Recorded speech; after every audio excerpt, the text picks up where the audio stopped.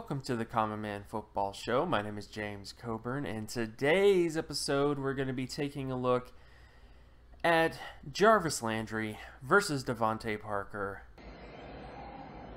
There can be only one.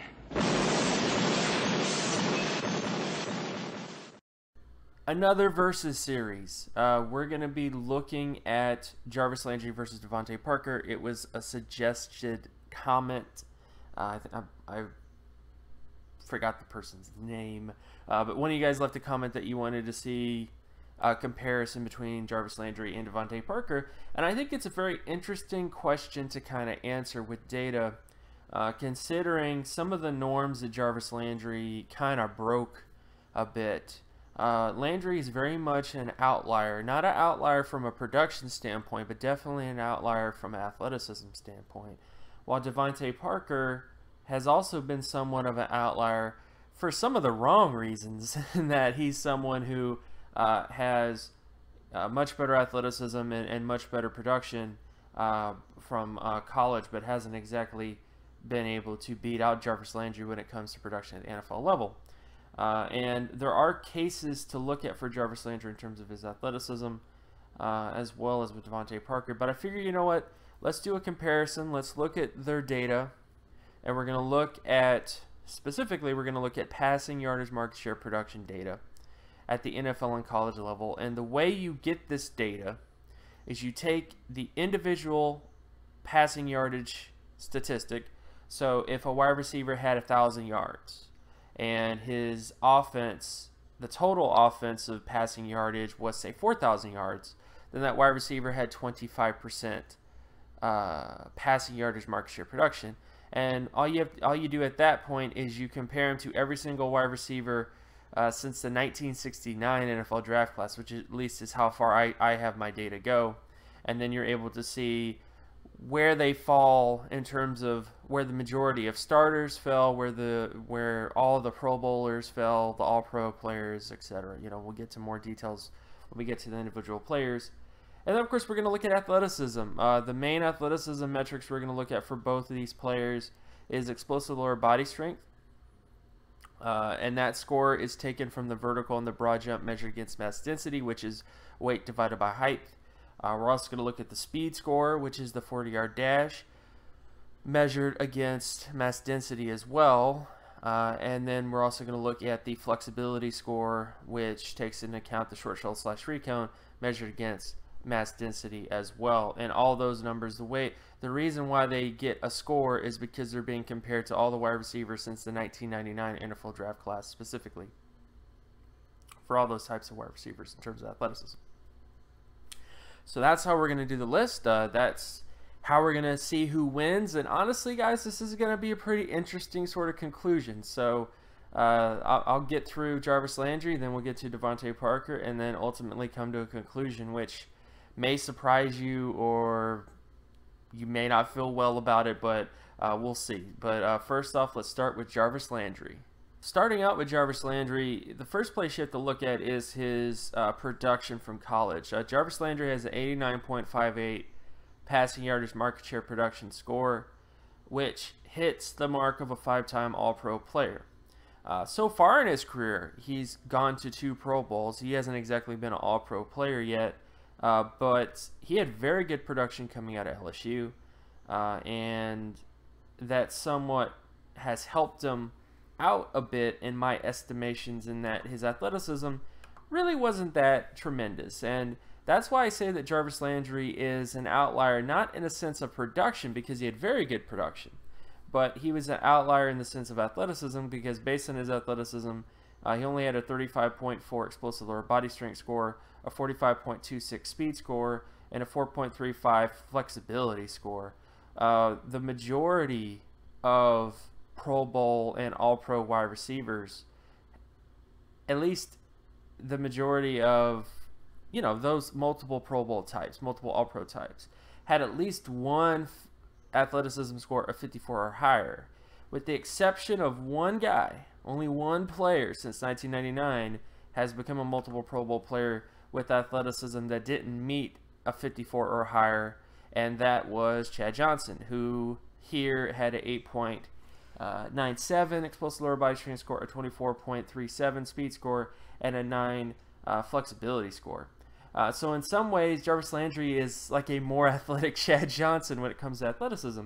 And again, this isn't to say that athleticism doesn't matter, because when the vast majority of wide receivers, whether it's All-Pro or Pro Bowl wide receivers, have at least one athleticism trait that's 54 or higher, with the exception of one guy, you can kind of see that that's kind of why I talk about Jarvis Landry as a outlier in the truest sense. I mean, an outlier is someone who just doesn't meet the mold of data.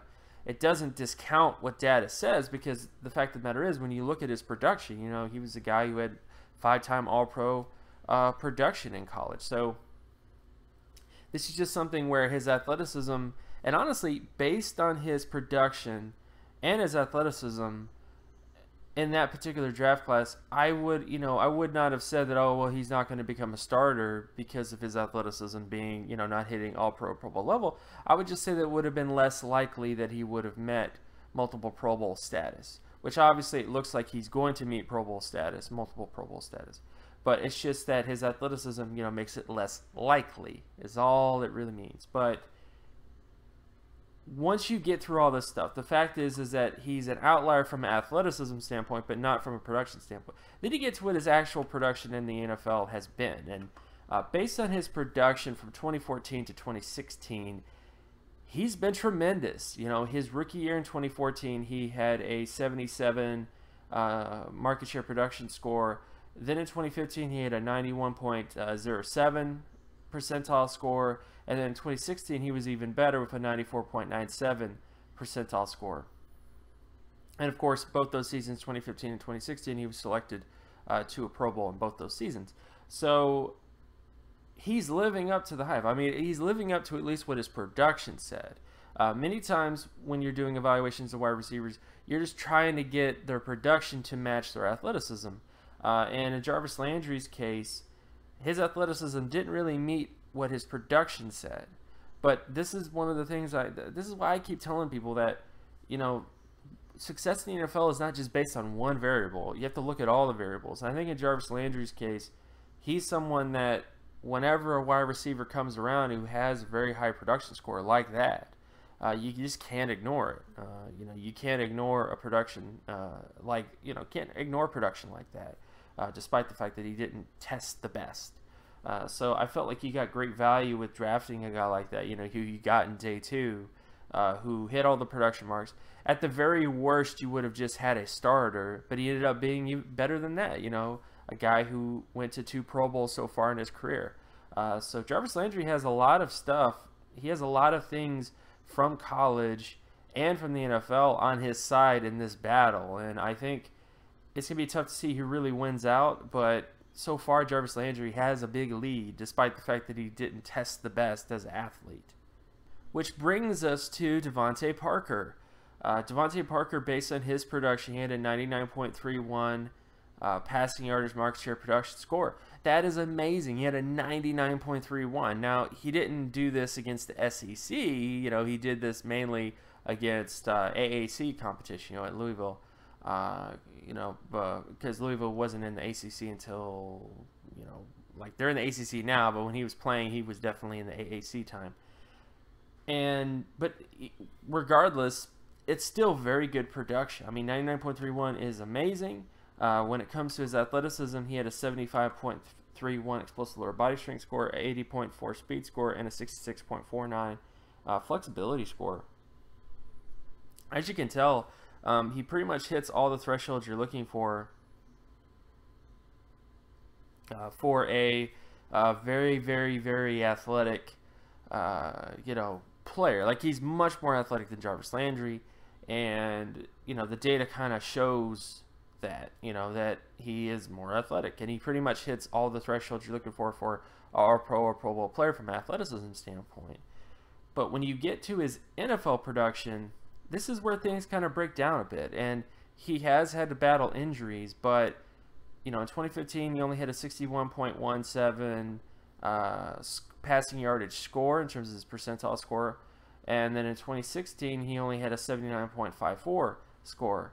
And it took him to his second year for him to be as productive as Jarvis Landry was in his rookie year, which, I don't want to read into too much stuff, but the fact of the matter is Jarvis Landry in both those seasons was putting up Pro Bowl seasons while DeVante Parker was just still trying to figure stuff out and basically being a wingman to Jarvis Landry when it comes to production.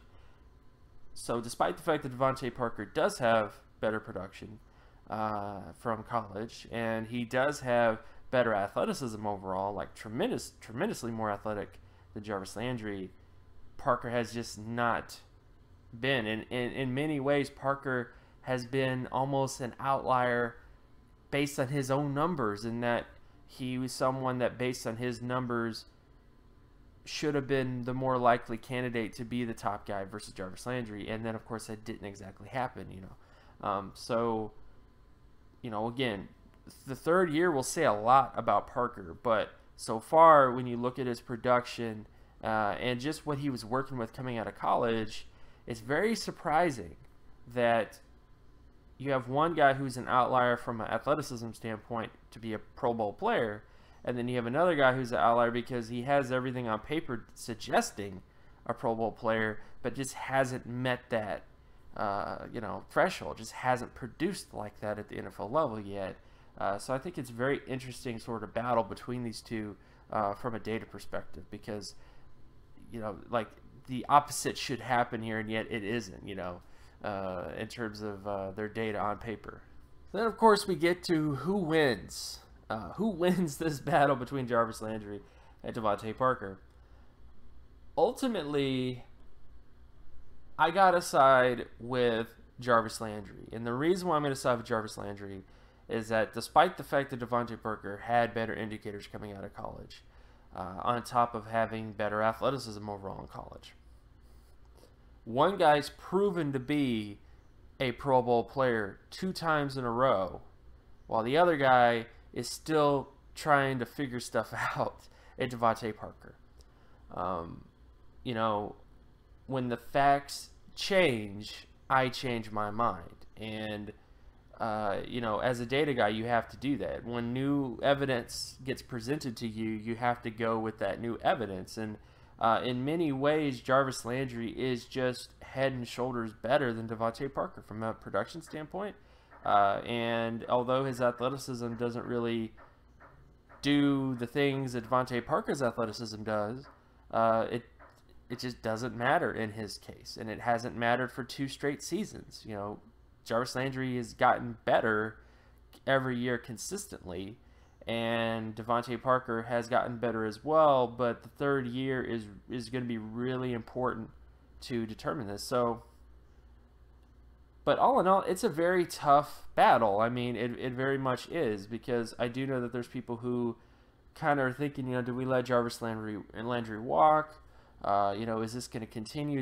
Is he going to continue being a very good player, or do we just go with DeVante Parker and hope for the best, because he'll break out eventually, sort of mentality? And it's a really tough decision, but based on the data, based on the evidence on paper, I gotta go with Jarvis Landry. Despite the fact that he may be an outlier, and people just expect him to basically, the fact that he's an outlier, he needs to go back to what he was before. He was still a tremendously productive player despite having not amazing athleticism. And he did it against SEC competition as well, just to kind of add that other caveat to things, which I didn't really get into production against strictly schedule stuff because I didn't feel like it was relevant in this case yet. But the bottom line is Jarvis Landry has been the better football player. He's been the better football player on paper. And although DeVante Parker has better indicators, obviously in terms of his production and in terms of his athleticism, you still have a case where you have 2 guys that were on the same football team, and one guy put in 2 Pro Bowl seasons while the other guy is still trying to figure stuff out in DeVante Parker. So I ultimately would give this to Jarvis Landry. I think he's a guy that you should definitely consider investing, long term into. And definitely, I think the main thing that I can say about Jarvis Landry is he's not someone that I think is going to hit 5-time All-Pro. I think his athleticism does kind of cap his upside a little bit with him. Even though I do see him as like a Chad Johnson-esque outlier guy, because Chad Johnson was a multiple Pro Bowl guy, despite not having the best, athleticism. I still don't think that you should invest Chad Johnson, or at least invest in Jarvis Landry as if he's Calvin Johnson, as if he's Antonio Brown, as if he's any one of those other type of guys who just had better overall indicators and better overall athleticism. You shouldn't view Jarvis Landry as a Julio Jones, but you should view him as somebody who's, close, like a tier below.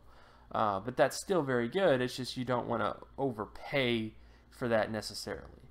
But let me know, again, in the comment section, who do you think is the better wide receiver? Do you think it's Jarvis Landry? Do you think it's DeVante Parker? I mean, the biggest thing that you can say about DeVante Parker is in year 3, it's prove it time. So you could take the stance, and if you do, leave a comment below about you think that he'll take a stand and become the top wide receiver this year. Because if he doesn't, and Jarvis Landry puts up another season where he's a Pro Bowl player again, which is very likely considering he did it 2 times already, then that's pretty much kind of seal the deal on Parker a bit. That even though he does have better indicators coming out of college, Jarvis Landry is just the better player. So, again, let me know down below. My name is James Cobern. You can find my work at draftcoburn.wordpress.com. You can also follow me on Twitter at Geometrics. And if you like this content and you want more content like this, be sure to leave a like and subscribe. Share this video as well with anybody that you know, and I will talk to you guys in the next video. Peace.